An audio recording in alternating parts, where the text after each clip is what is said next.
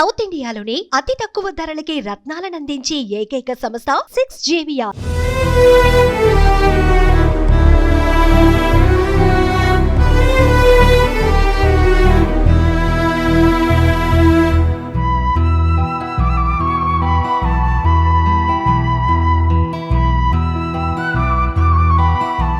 పశ్చిమ గోదావరి జిల్లాలో ఈ వారాంతం తీవ్ర విషాదాన్ని నింపింది.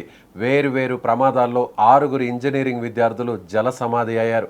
కారు కాలువలోకి దూసుకెళ్లిన ఘటనలో 4 ప్రాణాలు కోల్పోగా మరొకరు గల్లంతయ్యారు. మరో ఘటనలో సరదాగా ఈతకు వెళ్లిన 2 విద్యార్థులు మృత్యువాత పడ్డారు. చేతికొచ్చిన పిల్లలు విగత జీవులుగా మారడంతో ఆయా కుటుంబాల్లో తీరని శోకం అలుపుకుంది. 2 రోజుల పాటు సెలవులు కావడంతో పశ్చిమ గోదావరి జిల్లా భీమవరం SRKR కళాశాలలో చదువుతున్న 6 విద్యార్థులు ఆదివారం సాయంత్రం పాలకోడేరు మండలం వేండ్ర GMDV కెనాల్ నుంచి విడివడిన అడవి కోడులో స్నానం చేసేందుకు వెళ్లారు. పార్వతీపురానికి చెందిన శ్రేష్ఠి రాహుల్ ముందుగా కాలువలోకి దిగి మునిగిపోయారు. రాహుల్ను రక్షించేందుకు భీమవరానికి చెందిన స్నేహితుడు పెరుమాళకల సత్యభాస్కర విఘ్నేష్ కాలువలోకి దిగాడు. ప్రవాహ వేగానికి అతడు కూడా మునిగిపోయాడు. సమాచారం అందుకున్న పాలకోడేరు పోలీసులు, ఫైర్ సిబ్బంది వెంటనే వచ్చి కాలువలో గాలించి 2 మృతదేహాలను వెలికితీశారు. దీనికి సంబంధించినటువంటి మరింత సమాచారాన్ని మా ఏలూరు ప్రతినిధి సీతారామరాజుని అడిగి తెలుసుకుందాం. సీతారామరాజు, చెప్పండి, ఏంటి అంటే ఈ ప్రమాదం ఎలా జరిగిందంటారు? గత 2 రోజులుగా చూస్తే గోదావరి జిల్లాలో అనేక కుటుంబాల్లో విషాదాన్ని నింపిందని చెప్పాలి. ముఖ్యంగా 20 ఏళ్ల లోప విద్యార్థులే ఈ ముత్యవాతకు పడుతున్నారు.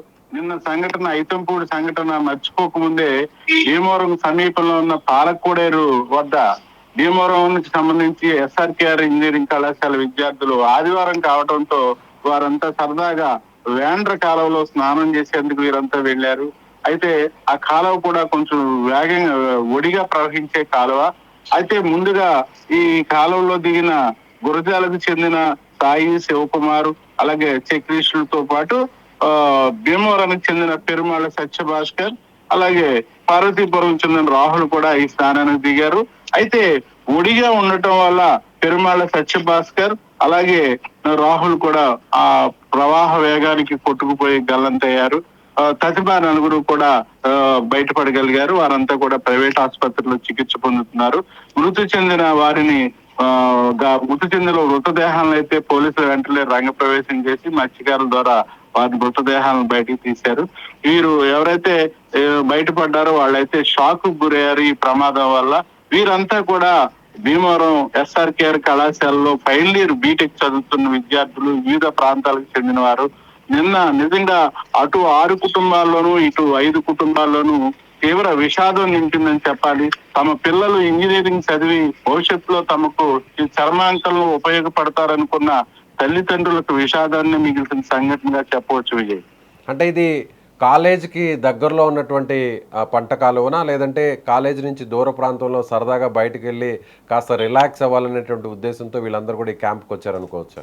సుమారు కాలేజీకి 6 కిలోమీటర్ల దూరంలో ఈ వేండ్ర కాలువ ఉంటుంది. అక్కడ ఏంటంటే ఆ ప్రాంతం అంతా కూడా చెట్లతోటి సరదాగా కోనసీమ అందాలను తలపించే విధంగా ఉంటుంది. దాంతో ఈ విద్యార్థులంతా సరదాగా కాలువలో స్నానం చేయాలి, ఆ ప్రాంతాల్లో ఆస్వాదించాలన్న ఉద్దేశంలో వెళ్లారు. ఈ ముఖ్యంగా డే స్కాలర్స్ ఎక్కువగా ఇటువంటి సందర్భాల్లో వారు బయటికి రావటం, తరచు ప్రమాదాలకు గురవటం పశ్చిమ గోదావరి జిల్లా పరిపాటిగా మారిపోయింది. పేరుపాలెం బీచ్ లో కూడా ఇటువంటి సంఘటనలు ఈ మధ్య కాలంలో ఎక్కువయ్యాయి. డే స్కాలర్స్ బయట ఉండటం వల్ల వీరు తల్లిదండ్రులకు చెప్పకుండా ఇటువంటి వెళ్లి ప్రమాదాలకు లోనవుతున్నట్టుగా తెలుస్తుంది. దీన్ని బట్టి పోలీసులు కూడా తమ పిల్లల పట్ల చాలా అబ్జర్వేషన్ లో ఉండాలని కూడా హెచ్చరిస్తున్నారు. విజయ్, ఎస్, అంటే చనిపోయినటువంటి 2 కూడా ఏ ప్రాంతాలకు సంబంధించినటువంటి వారు? ఈ చనిపోయిన ఎవరైతే ఉన్నారో 2 ఉన్నారో వారు ఒకరు భీమవరానికి చెందిన పెరుమాళ సత్యభాస్కర్ గా గుర్తించారు. మరొకరు పార్వతీపురం, విజయనగరం సంబంధించి పార్వతీపురం చెందిన రాహుల్ గా గుర్తించారు. వీరిరువురు ఇక్కడ ఇంజనీరింగ్ ఫైనల్ ఇయర్ చదువుతున్నారు. అలాగే బయటపడ్డ సాయి, శివకుమార్, చక్రీష్ వీళ్ళు కూడా వివిధ ప్రాంతాల నుంచి వచ్చిన వారే. ఒకరైతే గురజాలకు చెందిన వారు, మరొకరు వైజాగ్ నుంచి వచ్చిన వారు, భీమవరం నుంచి కూడా చాలా మంది ఉన్నారు. ఈ పాలకోడేరు కాలువ ఈ మధ్య మరో ఇన్సిడెంట్ కూడా కారణమైంది. ఆత్మహత్యలు చేసుకోవడానికి కూడా కొంతమంది ఇక్కడికి వెళ్ళటం, తరచూ ఇటువంటి ప్రమాదాలు కూడా జరగటంతో పోలీసులు కూడా ఈ పరిసర ప్రాంతాల్లో నిఘా పెట్టారు. తల్లిదండ్రులు కూడా తమ పిల్లల పట్ల జాగ్రత్త వహించాలని కూడా పోలీసులు హెచ్చరిస్తున్నారు. Vijay. Right Raju, thank you.